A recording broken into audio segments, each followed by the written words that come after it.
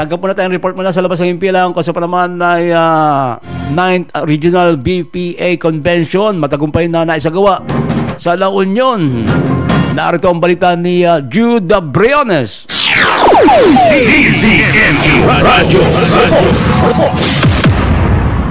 Matagumpay na naisagawa ang 9th Regional Convention ng Volunteer Probation Assistant o VPA ng Parolan Probation and Administration ng Region 1 na pinamumunuan ng kanilang napakadedikadong Regional Director Officer in Charge, Director Wilfred Gunnay, na isinagawa sa G&V Resort and Hotel, City of San Fernando, La Union kaninang umaga, Oktubre 17, 2025.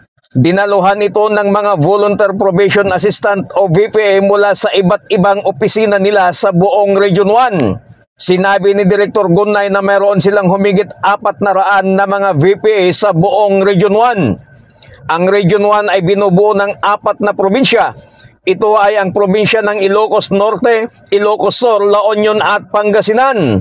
Labis na pinapasalamatan ni Director Gunnay ang mga Volunteer Probation Assistant nila na sa kabila ng walang tinatanggap na kahit anumang compensation ay napakadedikado ang mga ito sa kanilang pagtulong sa kanilang mga kliyente na naligaw ng landas.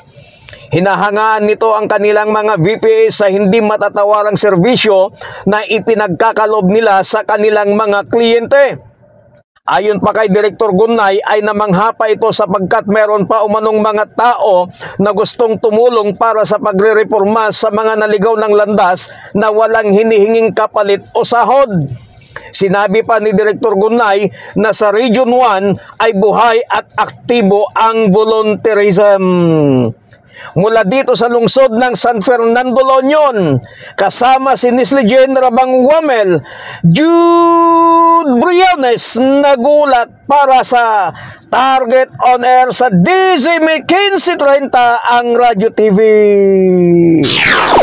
DZME Radyo. Well, salamat kay Jude Briones.